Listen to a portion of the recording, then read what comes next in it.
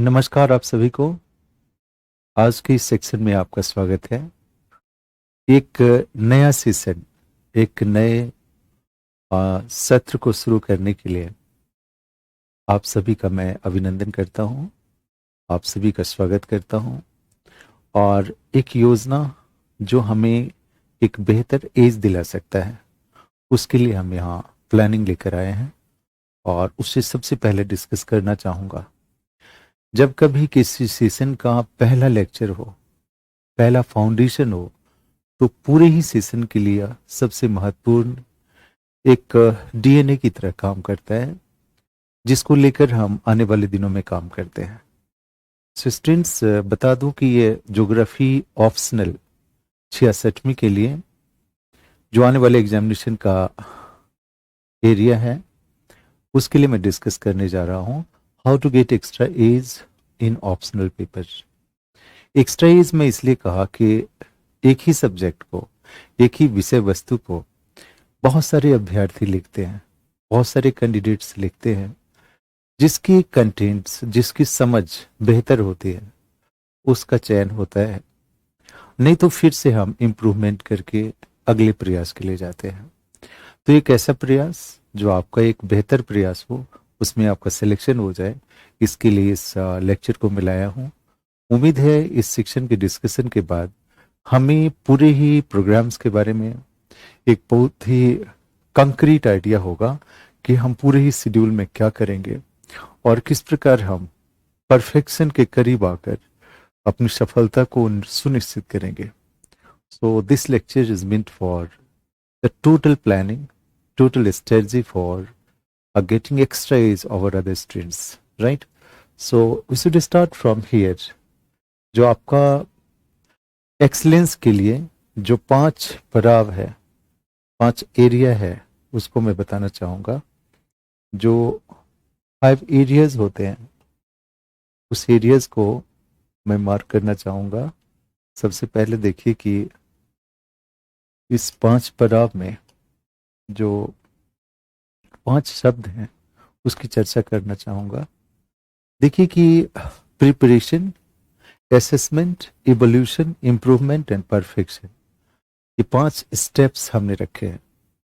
जैसे कोई भी तैयारी करते हैं, तो तैयारी के लिए सबसे पहली चीज होती है कि हम उसे किस तरह प्लानिंग कर रहे हैं, उसका प्रॉपर जो हमारे पास स्ट्रेटजी है वो किस प्रकार का है, और उसके अनुसार हमारे मेंटल फ्रेम काम करते हैं कि ये हो गया, दूसरा करना है, दूसरा हो गया, तीसरा करना है, और हम अपने स्टेजेस को मापते हैं कि हमारी तैयारी यहाँ तक पहुंच चुकी है। तो सबसे पहले देखिए कि यह है आपका प्रिपरेशन।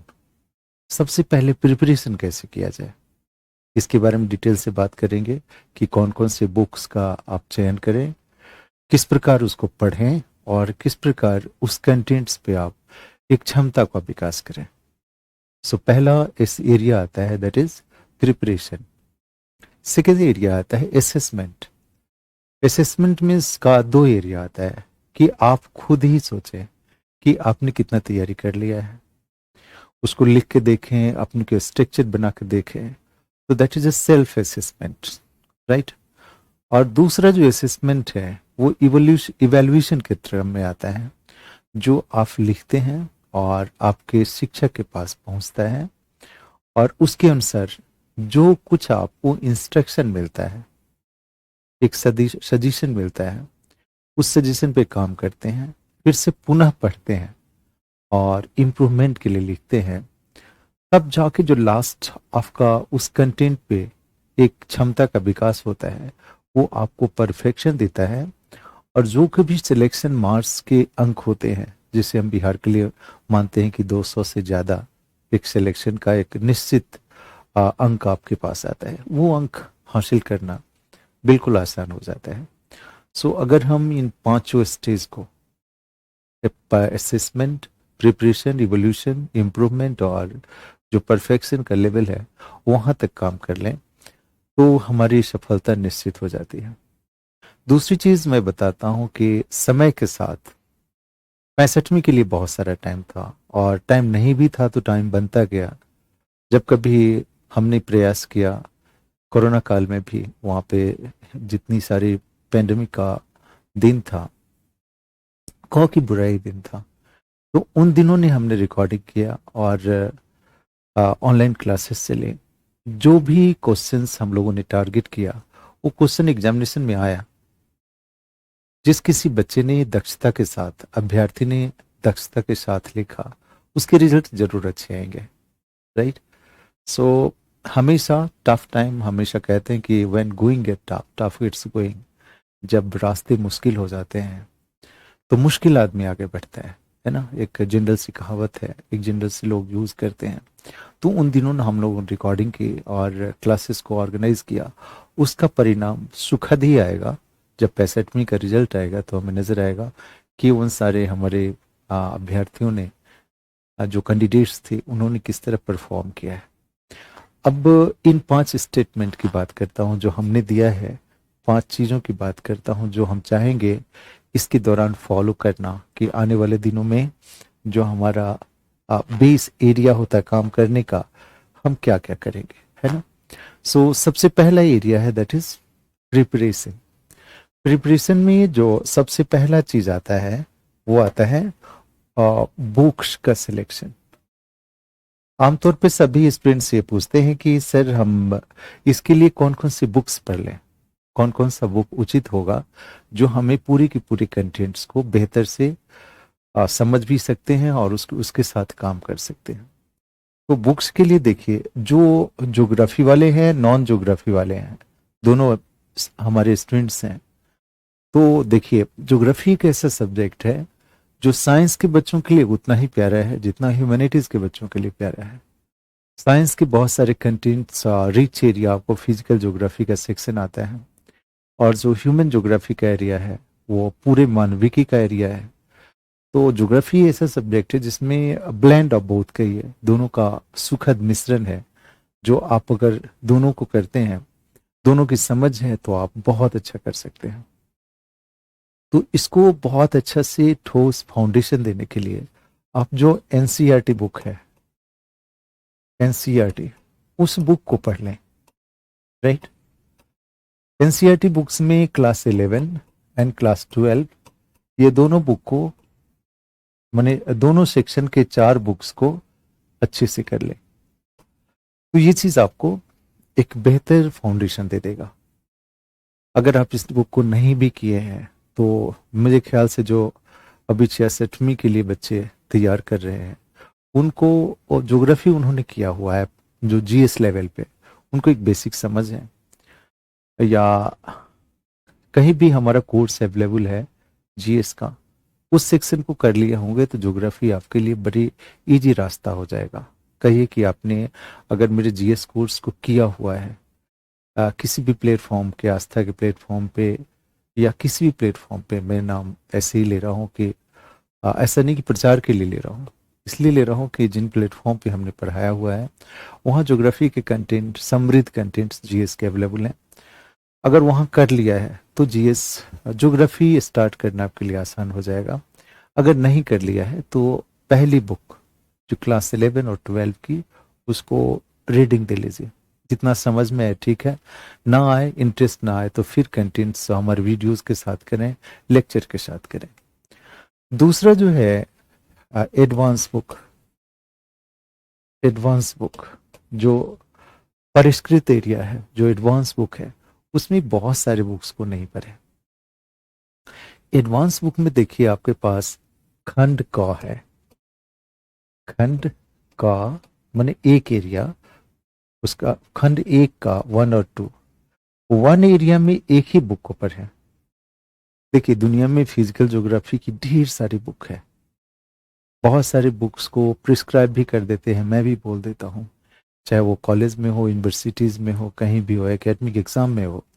लेकिन आप देखेंगे कि उस सभी सेक्शन में जो सविंदर सिंह की बुक है, सविंदर सिंह की फिजिकल ज्योग्राफी है, वो पूरा का पूरा खंड का को पूरा कर देता है। आपको कोई कमी न रहेगा, किसी एक चैप्टर को उठाएंगे तो उसका सारा का सारा डिटेल आपको वहां मिल जाएगा। तो एक बुक, संपूर्ण बुक, उसको पूरा पढ़ लीजिए। शविंदर सिंह की जो फिजिकल ज्योग्राफी है बहुत अच्छा है। हिंदी में भी है, इंग्लिश में, इसलिए कोई सब्स्टिट्यूट नहीं देता हूँ कि इसकी कोई अल्टरनेटिव बुक पढ़ें। एनसीईआरटी पढ़े, सविंदर सिंह पढ़े। दूसरा चीज, जो खंड खा एरिया है इसमें बहुत सारा एरिया है। जनसंख्या का एरिया है, पॉपुलेशन का एरिया है, मानव भूगोल का ही एरिया है, जनसंख्या का भी, सांस्कृतिक भूगोल है, नगरीय भूगोल है, नगरीय भूगोल है, राजनीतिक भूगोल है, जो आपका पॉलिटिकल ज्योग्राफी है। ये सारे एरियाज हैं। अब इन सभी एरिया, या बस्ती भूगोल है, नगरीय वस्तु हमने यहाँ पे लिखा है। और बी सेक्शन में देखिए कि जो हमारा जो एक बुक जो आपको मदद करेगा जनसंख्या का, वो बुक है आपका नगरीय भूगोल का, जो बंसल की बुक है। बंसल की भूगोल पढ़ लीजिए। यहाँ पे मैं नाम दे दूं ज़्यादा अच्छा है। अगर आप पढ़ना चाहिए, बंसल पढ़ लीजिए। राजनीतिक भूगोल जो है सक्सेना का पढ़ लीजिए, बहुत अच्छा बुक है। सांस्कृतिक प्रसाद जो है, आप ये इलाहाबाद से पब्लिश होती है। यहाँ पे जो सांस्कृतिक भूगोल की बुक है, वहाँ का नाम नहीं दे रहा हूँ चूंकि उसमें बहुत सारे कंटेंट्स बिहार के लिए नहीं है। इसमें नोट्स पढ़ लीजिएगा, क्लास नोट्स अच्छा हो जाएगा। अब देखिए, जनसंख्या और मानव भूगोल एक ऐसा एरिया है जिस एरिया में अगर आप इंग्लिश में पढ़ रहे हो तो रूपा एंड कंपनी की बुक पढ़ लीजिए। रूपा एंड कंपनी का, दैट इज वो बुक है मानव भूगोल मेड सिंपल और ह्यूमन ज्योग्राफी मेड सिंपल। तो ये सारे 4-5 बुक हो गए। जैसे मैंने ए सेक्शन के लिए आप सीधी सुधरी सी बुक, बहुत ही सुलझी हुई बुक आपको फिजिकल ज्योग्राफी बता दिया, वैसे इस सेक्शन के लिए आपको लग रहा होगा कि हमने ज्यादा बुक बता दिया है ना। या फिर यहाँ पे भौगोलिक चिंतन एक एरिया आता है, भौगोलिक चिंतन एक एरिया आता है, that is geographical thought area आता है, राइट। तो देखिएगा कि ये 6 सेक्शन हो गया, 6 डिफरेंट बुक्स हो गए। भौगोलिक चिंतन की जो बुक है उसमें माजी सर की बुक बहुत अच्छी है। माजी सर की भौगोलिक चिंतन को आप पढ़ सकते हैं। जो बच्चे इंग्लिश में पढ़ते हो और उनको इंग्लिश की प्रॉपर समझ आती हो, तो सुदीप्ता अधिकारी की बुक है, पटना से ही पब्लिश होता है। और ये बुक इतना अच्छा है, जैसे स्वीट लाइक शुगर कही है, कि नोट्स फॉर्मेट में ही बना हुआ है। इतना सुंदर कि मैं उस बुक को हमेशा कई एडिशन खरीदा हूँ और वो मुझे बहुत अच्छा लगता है। सो सुदीप्ता अधिकारी थॉट्स, उसको कीजिए। और देखिए, मैं बता रहा हूँ इस सेक्शन के लिए, जब हमें 6 क्वेश्चन ही सिलेक्ट करना होता है, इसमें से 3 ही क्वेश्चन सिलेक्ट करना होता है, तो हमारे पास काफी चॉइस होता है कि हम किन एरिया को पूरा पढ़ें और किन एरिया को कम पढ़ें, है ना। वहां पे ऐसा होता है कि ए और बी सेक्शन भी है, 25-25 मार्क्स के क्वेश्चन हैं, तब भी आपको ये पूरा अवसर देता है कि अगर सम यूनिट को बहुत स्ट्रांग कर लें और सम यूनिट के सम मेजर हिस्से कर लें, तब भी आप कंफर्टेबल फील करेंगे, क्योंकि 3 ही क्वेश्चन आपको लिखना है। इस बार देखिए, अभी जो पेपर हुआ उसमें हमने 48 क्वेश्चन दिए और उसमें मोस्ट ऑफ क्वेश्चन 48 में वो क्वेश्चन आ गया था। तो आपको ये ऑप्शन होता है कि कहाँ पे हम ज्यादा कर लेंगे और कहाँ पे कम करके हम अच्छे काम कर सकते हैं। तो इस एरिया के लिए मैं फिर से बता दूं, अगर मानव भूगोल का ये एरिया पढ़ना चाहते हैं तो फिर से माजिद हुसैन की बुक खरीद लीजिए, जनसंख्या और मानव के लिए। यहाँ पे गौरी प्रसाद की बुक है, गिरिजा प्रसाद और गौरी प्रसाद, मैंने पहले नहीं बोला, हिंदी में है, इलाहाबाद से पब्लिश होती है। सांस्कृतिक भूगोल पढ़ लीजिए, नगरीय भूगोल बंसल और सक्सेना राजनीतिक भूगोल पढ़ लीजिए। तो ये उन बच्चों के लिए बताया कि वो बहुत ज्यादा पढ़ना चाहते हैं। तब अगर आपके पास कम समय है और बड़ी एक्यूरेट तैयारी चाहते हैं और आप चाहते हैं कि वो चीज आपको फर्स्ट फीलिंग में, फर्स्ट राइटिंग में याद हो जाए, तो इन बुक्स के अतिरिक्त भी एक प्रिपरेशन का एक बेहतर आइडिया है। वो ये आइडिया है कि आप मेरे लेक्चर को सबसे पहले सुनिए। आमतौर पे मैं क्लास में लिखाया करता हूँ, जिस किसी पेज में लिखाया करता हूँ, लिखने लायक पेज होता है हिंदी इंग्लिश दोनों में, उससे आप 2 से 3 पेज का कंटेंट्स बहुत ही सुंदर से ड्राफ्ट कर लीजिए, जो लगे कि इस कंटेंट्स का कोर एरिया है और हमें आता है। 3 पेज कम नहीं होता है किसी एरिया का, 3 4 पेज 4 पेज आपको अगर बेहतर ढंग से समझ के लिखा हुआ है तो आपकी तैयारी का 80% चीजें वहीं कवर हो गया, माने 80% चीज आपको याद हो गया, कही है कवर नहीं हो, कवर तो पूरा ही हुआ, 80% चीजें आपको फर्स्ट लेक्चर में आपको याद हो गया। अब बात आता है कि उसको एक्सेलेंस तक ले जाना है, ऐसा एक्सेलेंस कि हम उस चीज को हम बेहतर से बेहतर एग्जामिनेशन में लिख पाए। तो उस कंटेंट्स का जो हमारा स्टडी मटेरियल है वो हमने पीडीएफ फॉर्म में दिया हुआ है। आपको साइट पे जाएंगे, डाउनलोड करके उसको प्रिंट आउट कर लीजिए, वो भी अच्छा है, या फिर मटेरियल के फॉर्म में, वो आपको ज़्यादा मदद करेगा। तो सबसे पहला चीज़ ये है कि लेक्चर को सुन लेना, उसके साथ उसका नोट्स तैयार कर लेना, और फिर जब नोट्स तैयार हो जाए तो उसके दौरान आप टेक्स्ट को पढ़ें। अगर ये 5-6 बुक को पढ़ते हैं तो आपके लिए बहुत ज़्यादा हो जाएगा और टाइम लग जाएगा, जो फ्रेश स्टूडेंट हैं उनको ज़्यादा टाइम लग जाएगा। तो अच्छा ये है जिस कंटेंट्स को हमने पढ़ाया है उसी का पीडीएफ पढ़ लीजिए और फिर इस चीज़ से उसको फुलफिल कर लीजिए, तो आपको खंड क का प्रॉब्लम नहीं आएगा। ये एरिया आ गया। प्रिपरेशन में पहला हमने एम्फेसिस किया, that is a first part, खंड 1 का क और ख। अब देखिए खंड 2 है यहाँ पे, खंड 2 या खंड ख कहिए, उसमें 2 हिस्सा है। एक है भारत का भूगोल, भारत का भूगोल, और दूसरा है बिहार का भूगोल। बहुत सारे बच्चे जो अपनी प्लानिंग के अनुसार चलते हैं, geography of India and geography of Bihar दोनों के लिए, तो आप कोई एक बुक पढ़िए, है ना। एनसीईआरटी का दोनों बुक मेरे ख्याल से किसी महीने में आपके 70% रिक्वायरमेंट को करेक्ट कर देता है। बहुत ज़्यादा डेप्थ तो नहीं देता, लेकिन आपकी समझ विकसित कर देता है। तो भारत के भूगोल के लिए NCERT book first and book fourth, ये चीज़ को हम फॉलो कर लेंगे, पहले चीज़। और उसके बाद जो एरिया आता है, जो सेकेंड स्टेज का एरिया आता है, एडवांस लेवल का, वो हम आरसी तिवारी को पढ़ लें। Is a good book. RC Tiwari में जो मुख्य बातें हैं वो बहुत अच्छे से दी हुई है, उस चीज को वहां से कर लीजिएगा तो आपको प्रॉब्लम नहीं आएगा। अब देखिए जितनी बुक है भारत के भूगोल के, उसमें जो फिजिकल सेक्शन है हमारे एग्जामिनेशन को पूरा पूरा सही सही पूरा करता है। इंडियन ज्योग्राफी में प्रॉब्लम यह है कि जहां से फिजिकल खत्म होता है वहां से हमारे कंटेंट की समस्या शुरू होती है, और उसमें देखिएगा कि हमारे पास जो कंटेंट का प्रॉब्लम है उसको बहुत ही एक्यूरेटली आपको सॉल्व किया हुआ है मेरे क्लास नोट्स ने, है ना। तो आपको देखिए इंडियन ज्योग्राफी के जितने बहुत ही पावरफुल कंटेंट्स हैं, बहुत ही ऑब्वियस कंटेंट्स हैं, वो सभी हमारे क्लास नोट्स में हैं। तो इंडियन ज्योग्राफी का जो नेक्स्ट सेक्शन है फिजिकल छोड़ के भी, वो आप क्लास नोट्स से लिखें, या क्लास नोट्स के साथ जो हमने पीडीएफ अवेलेबल कराया हुआ है वो आपको बेहतर content, right. So Indian geography आमतौर पे जो भी अभ्यर्थी तैयारी करते हैं उनका एक ऐसा एरिया होता है, लगता है कि हमारे पास कंटेंट ही नहीं है, हम इसे बेहतर कर नहीं सकते हैं। तो वहां पे क्या है, ये एरिया आपको सबसे पावरफुल एरिया बनेगा जब इंडियन ज्योग्राफी मेरे साथ विथ एनसीईआरटी और विथ नोट्स कर लीजिए।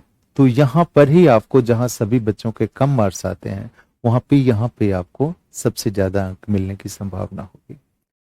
बिहार का ज्योग्राफी है, 3 राइटर्स हैं, सिन्हा प्लस सम राइटर्स हैं, पटना से पब्लिश होती है। ये बुक अच्छी बुक है, मेरे नज़र में अच्छी बुक है, और मैं इसको फॉलो भी करता हूँ। इसलिए फॉलो करता हूँ कि इसमें जो कंटेंट्स है वो ज्योग्राफी की रिक्वायरमेंट को बिल्कुल पूरा करता है। दूसरी चीज, थोड़ा सा परिष्कृत करके समझा दिया जाए और उसको नोट्स बना दिया जाए, तो बिहार से 1.5 क्वेश्चन लिखेंगे हम, ठीक है। बिहार से 2 क्वेश्चन ना लिख के हम 1.5 क्वेश्चन लिखेंगे, एक लॉन्ग क्वेश्चन, या फिर एक भी क्वेश्चन आओ, अगर 50 मार्क्स के अटेम्प्ट लेते हैं और 2 क्वेश्चन इंडिया से लिखते हैं तो वेल एंड गुड, बहुत अच्छा है, ठीक ना। तो ऐसा नहीं कि बिहार को रिजेक्ट करके छोड़ देना है। अगर छोटे छोटे क्वेश्चन लिखने का मौका मिले तो 25-25 का 2 लिखिए।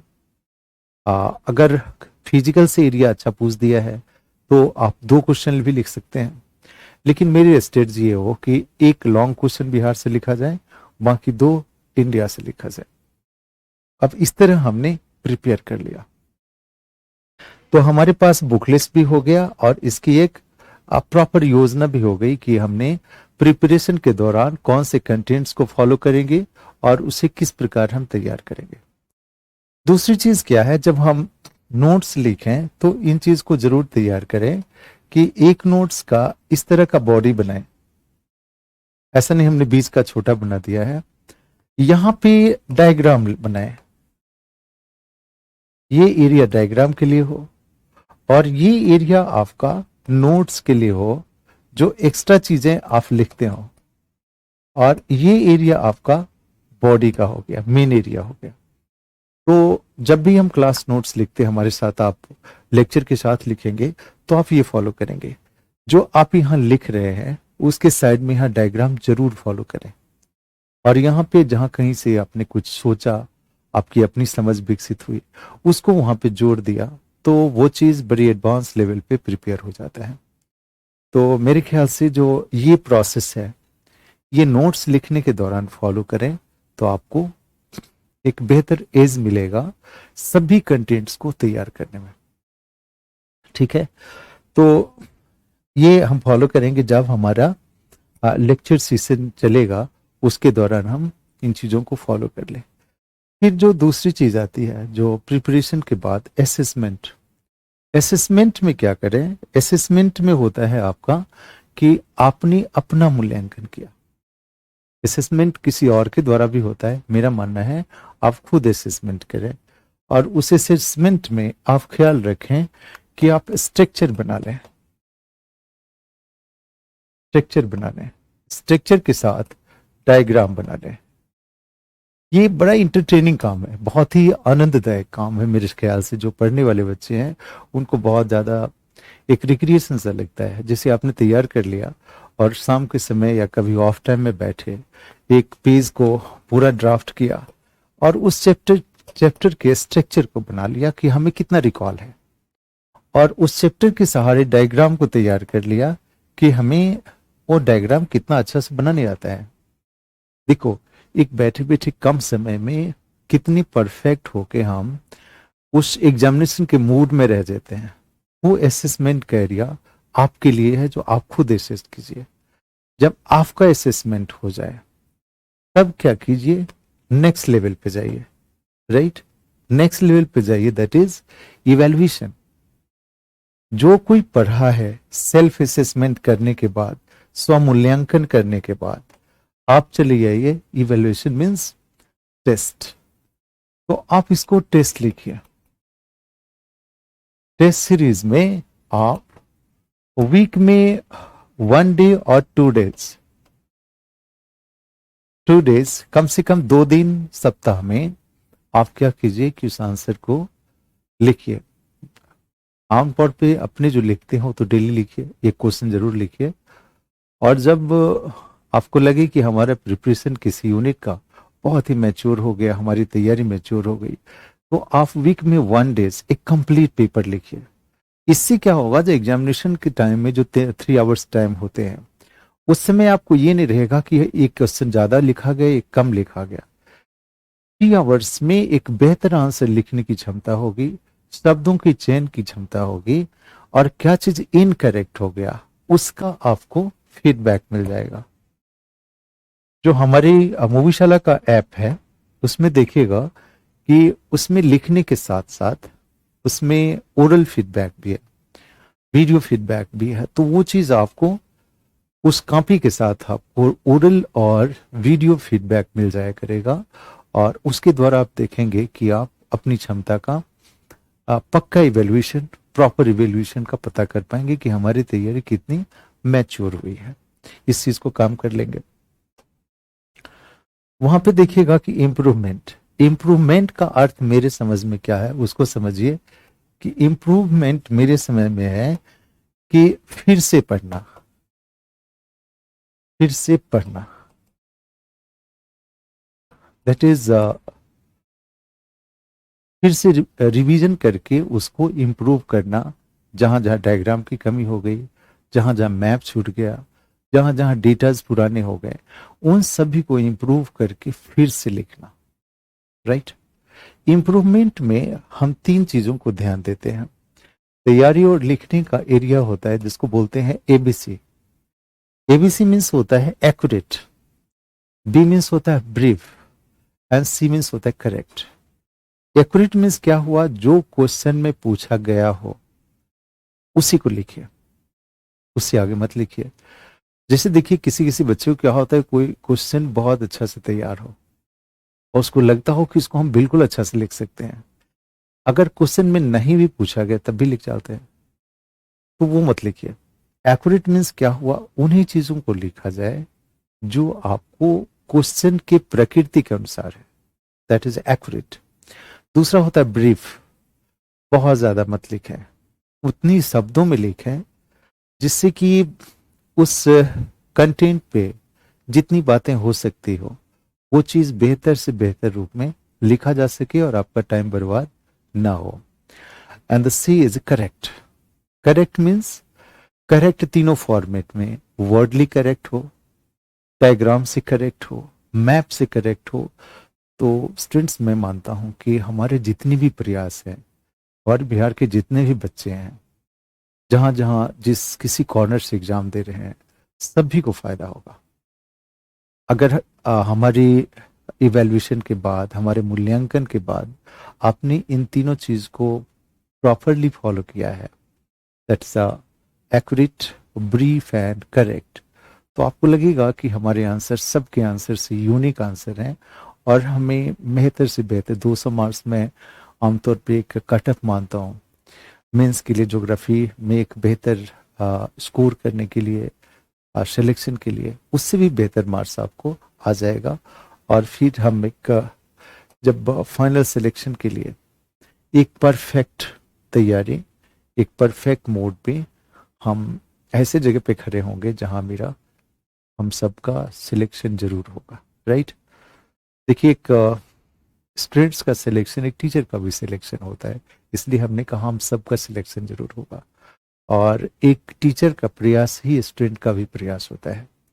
तो हम सभी अच्छे प्रयास करके उम्मीद करते हैं कि 66वीं का जो पेपर है, 65वीं तो गुजर गया, अब उसमें इंटरव्यू के लिए बच्चे आएंगे और उनको उस दौर में जो कुछ अंतिम गाइडेंस, अंतिम परामर्श देना होगा वो बाद के दिनों के आने वाले दिन की बात होगी। अब भी जो 66वीं का पेपर है उसको एक बेहतर ढंग से हम लिख सकेंगे। 66वीं का पेपर हमारे लिए इसलिए भी ज़्यादा महत्वपूर्ण है कि 65वीं में कोरोना का बहुत ज़्यादा प्रभाव था। हमने जितना कर पाया वो एक प्रयास, एक बेहतर ही प्रयास तब भी माना जाएगा कि बच्चों ने सभी पेपर्स लिखे और जितने फीडबैक में हमारे पास आए हैं वो पॉजिटिव फीडबैक है कि उन्होंने अच्छे से आंसर लिखे हैं। 66वीं वो बच्चे भी लिखेंगे। राइट। तो हमारे लिए बहुत अच्छा अवसर है कि हम और भी इम्प्रूव होके और भी अच्छे प्रैक्टिस करके इस एग्जाम तक सभी सफल हो जाएं और हम सबों का प्रयास सफल हो। मैं उम्मीद करता हूं कि ये सेशन आपके लिए, हमारे लिए, दोनों के लिए एक बड़ा सा आधार होगा जिसके आधार पे आने वाले दिन में 66वीं के सभी कंटेंट्स को हम डिस्कस करेंगे, उसके साथ नोट्स बनाएंगे और ये 5 स्टेप्स को फॉलो करेंगे। होप इस सेशन के बाद आप सभी पूरी ऊर्जा के साथ 66वीं के एग्जाम में आज से लग जाइए, तो हम सभी का परिणाम बहुत अच्छा होगा। आप सभी को धन्यवाद। Thank you.